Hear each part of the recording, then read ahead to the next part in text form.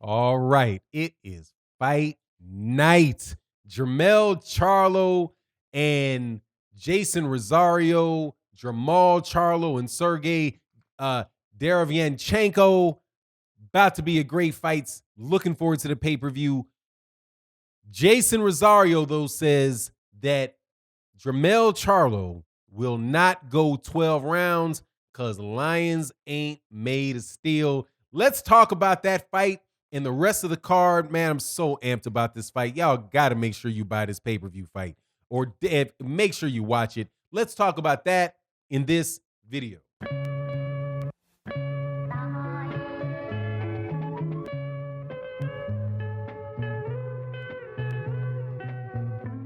All right, welcome back to the channel. So it's back. Boxing is back tonight.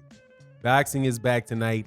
I feel like the sport is back going after this Corona stuff, all this stuff that's been going on with the virus since March.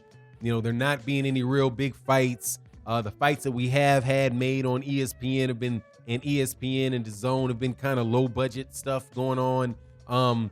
But it seems now, man, that we're really getting back with this fight. Now, there have been some good fights. Don't get me wrong. There's been some good fights, but nothing like this. This is a fight that I didn't even think that we'd be able to get, and probably wouldn't even have been able to get if there wasn't this particular circumstance. And that is the Jermell Charlo versus Jeison Rosario fight and the Jermell Charlo versus Sergey Derevyanchenko fight. These are both the type of fights that we as hardcore boxing fans, when we're talking about it on these live streams and in videos and in comment sections and things, we say, these are the type of fights that we want to see happen, but we're like, that fight's probably not going to happen, right? If you were going to say Jermell Charlo is going to fight Jeison Rosario, right? When we were talking about that before all of this stuff happened, the conversation was, well, Jeison Rosario said he's not quite ready yet. He needs another fight. Right? He won the championship, but he's still a young fighter, still a growing fighter. He's not quite ready, to get in there with Jermell, And that was the stance of the Rosarios, man. They weren't trying to make that fight, right? Or the Rosario camp. They weren't trying to make that fight. But now you got the fight, right? Because who else are you going to fight? What other major fight is going to generate enough interest for you to take a chance on yourself and, get that pay-per-view money that you're going, right? So now here we have it. Same thing with Jermell Charlo and Sergey Derevyanchenko. This Derevyanchenko's a dangerous fighter, dude, who looked really good against Gennady Golovkin, and a lot of people thought beat Gennady Golovkin. For Jermell to be picking that guy at this point in time, dude, it's huge, man. It's huge. And then you even get a guy, Luis Nery, that not a lot of people know about because he fights in a smaller weight class. I do believe he's a bantamweight. But this is a guy that a lot of people believe will knock out Monster Inoue, who they have, way up on a pound for pound list somehow, right? So I'm just excited about this fight, this card. I really do think it's coming back. Now, Jeison Rosario is one of the reasons that, I'm really, I'm on edge for this fight, right? Because this is something where I really do not know who's going to win. Like, I believe it should be Jermell Charlo, but there is enough nervousness in my spirit over Jeison Rosario the more I watched him this week, because I did spend a good amount of time watching him in multiple fights, looking at how he progressed, trying to see, some of the things that Derek James was talking about. Dude is a very, very solid fighter. He's a good fighter. He's a pressure fighter. He's one of these guys in a lot of ways, and I can understand why somebody like Derek James would say he's a good fighter.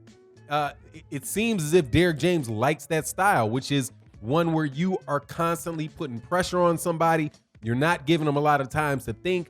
Whenever they're making a mistake, you're in a position to capitalize off their mistake and just really making it like a really brutal, engaging fight, man. So, and that's what I see from Jeison Rosario. One of the fights that I saw, and I'll compare one of the early fights that I saw with Jeison Rosario, I think it was in 2018, this particular fight, and that was against Justin Deloach. Was it Deloach that he fought? I think that's Justin Deloach that he fought. And I thought that he was down after 4 rounds. I thought he was down 4 rounds to nothing to Deloach. But what wound up happening was, man, like that pressure just started busting that pipe, man. And Jeison Rosario is good at, he's always within reach always within reach. He does very well at cutting off the ring. And everything that he's throwing, like his jab is a very sharp, very powerful jab. He leads with, he has a lead left hook that complements that jab. When that jab lands, it really does fly the guy's head back. He also goes to the body off the jab very well. So the combination of him just always being there with that pressure on somebody and being able to cut off the ring and moving forward reminds me, not as talented, doesn't have the hand speed, right, or necessarily the physical gifts that Errol Spence has, right, and definitely not the southpaw stance, but he's just somebody that, that, hey, man, if you don't have a chin, you don't have really good endurance, and you can't take it to him and wear him down and punish him, he's somebody that if, they can get you in those later rounds, man. Like Delosh, I think the Delosh fight wound up going to a decision, but it was a wide decision for Jeison Rosario. But I had a feeling, man, if that went 12 rounds, I don't know if Deloach would have got out of that fight in 12 rounds. The championship rounds seem like they are built, like Jeison Rosario is built to do damage in the championship rounds. So the longer the fight goes, the more dangerous Jeison Rosario becomes, man, especially with the way that he wears these guys down. So when he says, Jeison Rosario says, look, man, I'm going to knock out Jermell Charlo, because if Jermell Charlo is not built to steel, he's not going to go 12 rounds with me. And hey, man, if let me put it this way, I won't say if you're not built to steel, but if you're not able to hurt and make Rosario respect you, right? Make him punish him with like the straight, like Justin Deloach would hit him. I've seen him hit pretty consistently with which even shoot straight right hands, man. Straight right hands and left hooks around the guard. But if Jermell Charlo has the ability to really make him feel those shots consistently and get out and be able to wear on Jeison Rosario, then I think that that Jeison Rosario may not make it to 12 rounds. But if he can't do that, if he can't keep, earn the respect of Jeison Rosario, man, it could be a rough night for Jermell Charlo, man. It really could be. And Jace, like, for example, dude, I think that Jeison Rosario against Tony Harrison would be a very, very good fight, man, that I don't know if Tony Harrison would be able to win. I think Tony Harrison, who was the last guy that Jermell Charlo fought, and here I'm, comparing the caliber of their opponents. I think that I don't know if Tony Harrison really can handle Jeison Rosario, man. It's just the more I watch Jeison Rosario, the more I know that, okay, it is not an accident that this dude has these two belts. He is legit. As far as knocking out Jermell Charlo, I don't personally see it. I see Jermell Charlo being able to hit him with like uppercuts, like lead hooks. I've seen lead hooks landed on him. I've seen lead uppercuts landed on Jeison Rosario. I think that the hand speed advantage accompanied with the power is really going to keep, I don't know if it's going to keep Jeison Rosario's hands at home, but I'll tell you this, Jeison Rosario he will overextend. He will overextend on his punches. He does commit to every punch.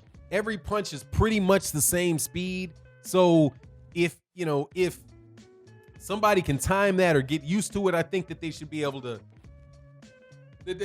do well with them. So, but definitely a tough fight, man.